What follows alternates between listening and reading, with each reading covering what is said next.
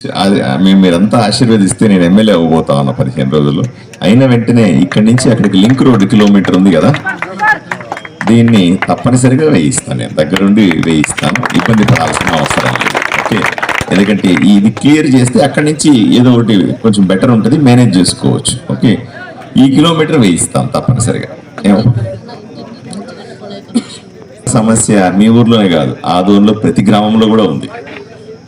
మొత్తం ఊరంతా ఆదోని తాలూకా మొత్తం ప్రతి ఇంటికి మంచినీళ్ళు ఇప్పించే బాధ్యత నాది.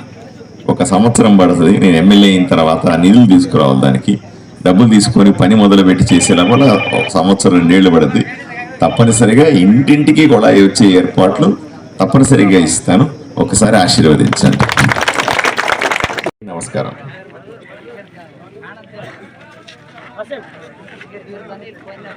నా పేరు డాక్టర్ పార్థసారథి వాల్మీకి. ఇక్కడ ఆదోనిలో తెలుగుదేశం, జనసేన, భారతీయ జనతా పార్టీ 3 పార్టీల ఉమ్మడి అభ్యర్థిగా 3 పార్టీలు కలిపి ఒక అభ్యర్థిని నిలబెడితే భారతీయ జనతా పార్టీకి ఆ సీటు కేటాయిస్తే నేను ఎమ్మెల్యేగా కంటెస్ట్ చేస్తూ మీ ఆశీర్వాదం కోసం మీ గ్రామానికి వచ్చినాను.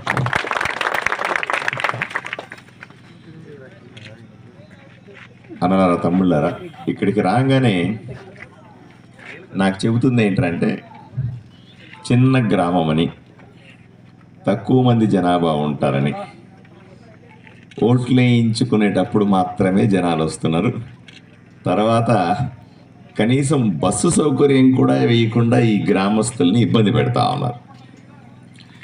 రోడ్డు లేదు, బస్సు లేదు, తాగునీళ్ళు లేవు, కనీస వసతులు లేవు.